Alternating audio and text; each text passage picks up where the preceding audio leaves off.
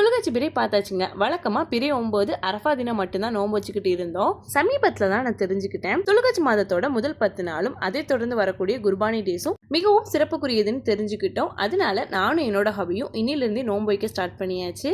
குழந்தையா இருக்கும்போது யூஸ் பண்ண ட்ரெஸ்ஸை கூட என்னோட ஹபி இன்னும் பத்திரப்படுத்தி வச்சிருக்காருங்க. ஏங்க இதுதான் உங்களுக்கு சேராதுல்ல, டொனேஷன் பாக்ஸ்லயாவது போடுவோன்னு தான் எடுத்துட்டு போயிட்டு இருக்கோம். அப்பார்ட்மெண்ட்டில் இருக்கிறவங்களுக்கு ஒரு பெனிஃபிட் இருக்குங்க. நம்மளோட வேஸ்ட்டை டிஸ்போஸ் பண்ணுறதுக்கு வெளியெல்லாம் போக தேவையில்லை, நம்மளோட ஃப்ளோர்லேயே இருக்கும். நாங்களும் அப்படி டிஸ்போஸ் பண்ணிவிட்டு டொனேஷன் பாக்ஸை தேடி தாங்க போயிட்டுருக்கோம். எங்கள் வீட்டு பக்கத்துலேயே 3 டொனேஷன் பாக்ஸ் இருந்துச்சு. இந்த டொனேஷன் பாக்ஸில் எல்லா ஐட்டத்தையும் நம்ம போட முடியாதுங்க. அவங்க டிஸ்பிளேல காட்டக்கூடிய ஐட்டத்தை மட்டும் தாங்க போட முடியும். நாங்களும் போட்டுட்டு வீட்டுக்கு போயாச்சு. அப்புறமா இந்த பாக்ஸில் நம்ம போடக்கூடிய பொருள் எல்லாமே பாலஸ்தீனம், சிரியாவில் இருக்கக்கூடிய கஷ்டப்படுற மக்களுக்கு கொடுக்கறதா நான் கேள்விப்பட்டேன். நெக்ஸ்ட் எங்களோட சகருக்கு தேங்காய் சோறு தான் பண்ணியிருந்தேன். அப்புறமா ஒரு இன்ஃபர்மேஷன், குர்பானி கொடுக்கக்கூடியவங்க நகைத்தைய முடியும் இன்னிலேருந்து வெட்டக்கூடாது.